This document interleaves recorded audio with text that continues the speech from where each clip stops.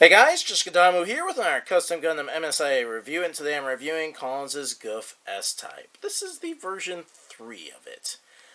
Being that I've rebuilt this figure twice, unhappy with it.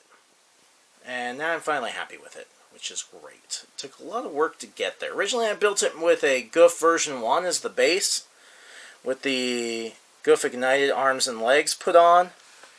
But it seemed a little too small and scrawny, especially in comparison to the extended msia and version 2s that I'll be using in animation. Largely henceforth. From time to time I'll still use a version 1, but largely been phased out. So you've got the double jointed arms and legs of the Gouf Ignited. I've got the Jin sword because I thought that's just an awesome sword. It's very Zeon. The Zeon version 1 Gouf head has been slimmed down in its cables. Kind of gives it more of an Efreet look to the head. And the same cables from the torso are being used on the lower torso, but they don't connect to the upper torso. That's a Decide Hell backpack, which is the design of this figure is for it to broadcast Minovsky particles. It seems that each mobile suit can loosely put out Minovsky particles, but this one is good at just putting them out in mass quantities, essentially making sure that the Gouf S type stays invisible for hit and run attacks and, melee encounters and things like that. It's really, a ground combat mobile suit. Got a little thruster here from the Gouf Ignited. The legs, of course, are unchanged. I love the Gouf Ignited has these machine gun arms, right on the arms, but it also has double heat whips. So that means that the Gouf S type will have double heat whips or, electricity whips, along with, machine guns on both arms. It also comes with a slew of weapons. The regular Gouf shield, by the way, Gouf version 1 shield can fit right in there and looks quite in place. I've removed the paint from the Gouf Ignited shield, and that makes it look pretty nice. So Collins' fuller version will have this. Also, if you've seen an earlier rendition, I took the cloak from Sandrock Custom and removed its shoulder over parts so that just the spikes come through where those holes were for the shoulder over parts.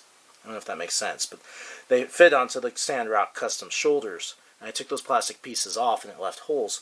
Well, these spikes go through those, and so initially in the episode you will see her cloaked, and she won't come out from underneath the cloak until later. This is a special release gun. I can't remember what the name of these are anymore. I reviewed them, but there's a grenade launcher right here and a machine gun part, so she's going to have her own custom gun, but be equipped for other Zeon weapons.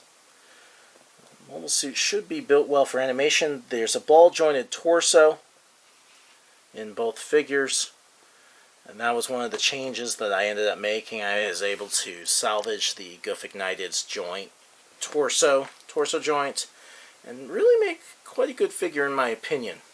I'm excited to use these in animation. This is the movie set they'll be animated on once it's done being painted. There's a trench for Zaku's and other mobile suits to be fighting from as they fend off endless hordes of Federation tanks and ground-type GMs.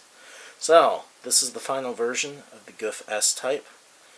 There will probably be some battle-scarred parts made for it at some point, and I'm pretty excited about this. This figure took various renditions along the way, and it was a lot of work to make correctly, and took some expensive figures to make, but hardly anyone's collecting these figures anymore, so I don't feel too bad about that.